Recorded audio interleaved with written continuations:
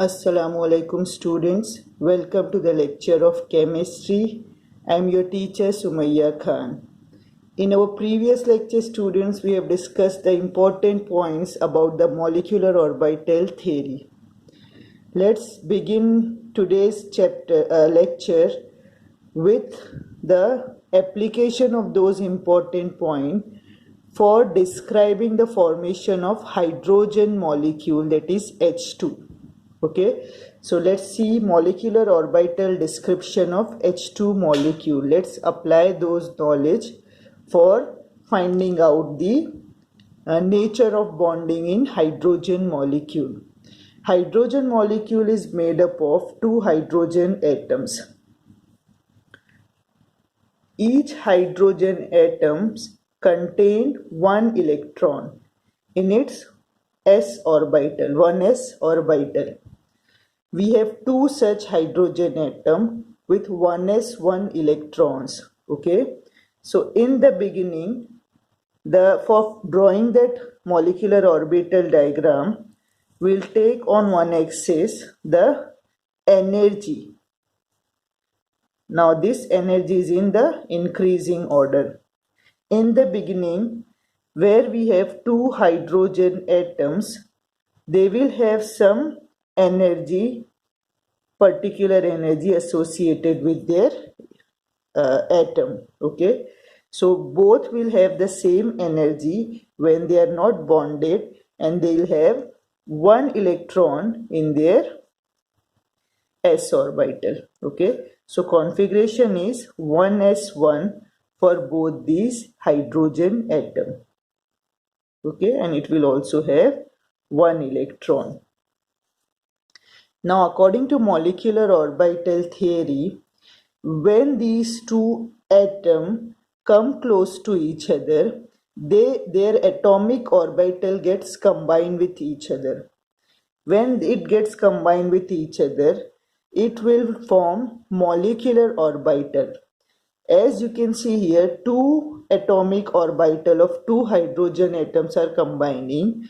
Therefore, we'll get two molecular orbitals. Okay, whatever number of atomic orbitals are combining, same number of molecular orbital will form. Okay, now here we can see that 1s orbital of one hydrogen is going to combine with 1s orbital of the other hydrogen atom. So two orbitals are going to combine, therefore we will get two molecular orbital. As both these orbitals have s orbitals, they will go for linear combination, or they will overlap through their axis. Okay, when it go for linear combination, we are going to get the molecular orbital which will be a sigma orbital. Okay, so here we are going to get what? A sigma molecular orbital whose energy will be less than the energy of the previous independent atomic orbital. Okay, so here you are going to get sigma 1s orbital, which is your bonding molecular orbital. At the same time, you will also get the anti-bonding molecular orbital, and that anti-bonding molecular orbital is going to have some higher energy than the previous atomic orbital. That anti-bonding molecular orbital is expressed with the help of a steric mark or a star above that sigma sign. So we'll have one anti-bonding molecular orbital. Okay, the capacity of this molecular orbital is of 2 electron, and this one is also of 2 electron. Sorry, I should have written this below. Okay, now we have two molecular orbital. One is bonding molecular orbital and the other one is anti-bonding molecular orbital. The energy of the bonding molecular orbital is less than the atomic orbital. It means that this molecular orbital, bonding molecular orbital, will be more stable because its energy is less. whereas you can see that the energy of the antibonding molecular orbital is higher than the atomic orbital. Therefore, this will cause instability of the molecule. Now we have two electrons in each of the hydrogen atom in their 1s orbital. So according to the molecular orbital theory, we have to follow the Pauli exclusion principle, Aufbau principle, and Hund's principle. So according to Aufbau, we know that the orbitals are always filled from lower to higher energy level. So we can observe here that bonding molecular orbital have less energy. So one electron from this hydrogen will come here, and one electron from the other hydrogen will again come into the same molecular orbital. Now here you can see that I have made the two arrows with opposite direction, that represents that the two electrons are having opposite spin according to the Pauli's principle. Whenever we are keeping the two electrons in an orbital, they should have opposite spin, otherwise they cannot be in the same orbital. Okay, so here Pauli's principle is followed, Aufbau principle is also followed. Now we don't have any more electron left with us, therefore the antibonding molecular orbital will remain empty. Okay, so if we want to write the electronic configuration according to molecular orbital theory, how we are going to write it for hydrogen molecule? So we will write that for H2 molecule, the electronic configuration is sigma 1s square, which indicates that it has 2 electrons in its sigma 1s energy level. Okay, what other information we are going to get from here? We can also find out the bond order. The formula for bond order is number of electrons in bonding molecular orbital minus number of electrons in anti-bonding molecular orbital divided by 2. Now in the diagram we can see we have 2 electrons in bonding molecular orbital and we have 0 electron in anti-bonding molecular orbital. Divided by 0, you will get 2 by 2, that is 1. The bond order we found here is 1, which expresses that there is one covalent bond that exists between the two hydrogen atoms in H2 molecule, which is also found to be true. So by drawing the molecular orbital diagram for hydrogen molecule, we can conclude that as from the diagram we can see that the bond order is found to be 1, therefore it has one covalent bond between two hydrogen atom and such molecule will exist. What other idea we get from this diagram is that we can see that there are no unpaired electrons present in the orbital. We have 2 electrons which are paired up in one molecular orbital. So since there is no unpaired electron means what is the magnetic property of this compound? No unpaired electron means the magnetic character of this molecule is diamagnetic. Okay, we know that if there are unpaired electron, the molecule will exhibit paramagnetic character, and if there is no unpaired electron or the electrons are paired, therefore it would be a diamagnetic molecule. What is the meaning of diamagnetic and paramagnetic? Diamagnetic means such molecule which get repelled in the magnetic field, whereas paramagnetic molecule get attracted into the magnetic field. So bond order is one of the important characteristic of molecular orbital theory. What does bond order express? It expresses what?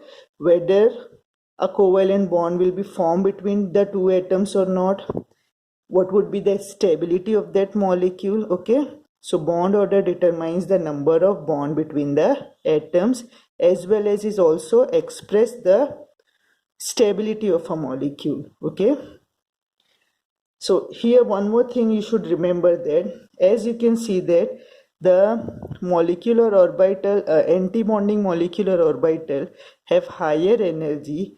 Therefore, if we have more number of electron in that anti-bonding molecular orbital, the compound or the molecule will get more energy, which means that it would become less stable. Whereas we can see that the bonding molecular orbital have lower energy. So if more number of electrons are present in bonding molecular orbital, it will contribute to the stability of the molecule, and the molecule will become more stable with lesser energy. So we can say that from the bond order knowledge, we can say that if number of electrons in bonding molecular orbital is greater than the number of electrons in anti-bonding molecular orbital, the molecule will be a stable molecule. Okay, and we can also say this thing vice versa. We can say that if number of electron in bonding molecular orbital, which is denoted by Nb, is less than the number of electrons in anti-bonding molecular orbital, the compound would be, or the molecule would be unstable.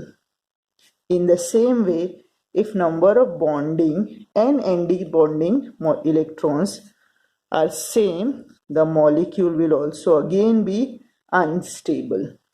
Okay, there are many more examples of molecular orbital description for different molecules are given in the text, but these are omitted for now. But let us try to draw that diagram for one more molecule. Let's take a molecule of helium. Okay, so if suppose we have helium He2 diatomic molecule, we'll apply the concept of this theory only to diatomic molecule. Okay, so let's take He2 molecule, that is helium molecule, and let's find out whether this molecule will exist or not. Okay, we know that in helium, each helium will have the configuration of 1s2. Okay, so we have two such helium atom with two electron in their 1s orbital. So let's draw the molecular orbital diagram. This is your axis for energy. In the beginning, we'll have two helium. When they are not bonded with each other and they are alone with their pair of electron in their 1s orbital. This is the 1s orbital of helium, and this is also a 1s orbital of this helium. Okay, when the atomic orbital, these two 1s atomic orbital overlap with each other, they are going to form two molecular orbital like it has formed in this thing. Remember, don't get confused with the number of electrons. Here the number of electrons in 1s orbital are 2, but the number of orbital is still 1. So one orbital of this helium and one orbital of this helium will combine and will form two molecular orbital, out of which one will be a bonding molecular orbital sigma 1s and another will be anti-bonding molecular orbital sigma star 1s. The magnitude of decrease and increase in energy of these bonding and anti-bonding molecular orbital is same. It means whatever amount of energy is decreased for bonding molecular orbital, same amount of energy would be increased for anti-bonding molecular orbital. Okay, so while drawing, you make sure that you make the same distance for both. Okay, now here we know that one orbital will be there for bonding molecular orbital 1s and one for the anti-bonding. Now we have how many electrons here? 4. So one will come here, again one more will come here with opposite spin, and one will here and one will here. So both these orbital will get 2 electron in their anti-bonding and bonding orbitals. Okay, so how we are going to write the electronic configuration? The electronic configuration would be sigma 1s square sigma star 1s square. This is the electronic configuration according to molecular orbital theory of helium diatomic molecule. Now let's find out the bond order. We know the formula of bond order is Nb minus Na divided by 2. That is number of electrons in bonding minus number of electron in anti-bonding orbital. We can see here we have 2 electrons in bonding molecular orbital and 2 in anti-bonding molecular orbital upon 2. 2 minus 2 upon 2 is answer is 0. So a bond order is coming here is 0. If bond order is coming 0, it means no covalent bond is getting formed between the two helium atoms, and He2 molecule does not exist. According to the molecular orbital theory, we found that He2 molecule should not exist, and which is also found to be true. We know that helium diatomic molecule does not exist. Okay, and what would be the nature of magnetic nature of this molecule if it would have existed? We can see all the electrons are pair. It means it is diamagnetic in nature. But as the bond order indicates, this molecule does not exist. Therefore, will not write the magnetic character here. I hope you all have understood how to apply the molecular orbital theory to the diatomic molecule for predicting whether this molecule will exist, and if it exists, how many covalent bond will be there between the two atoms. Okay.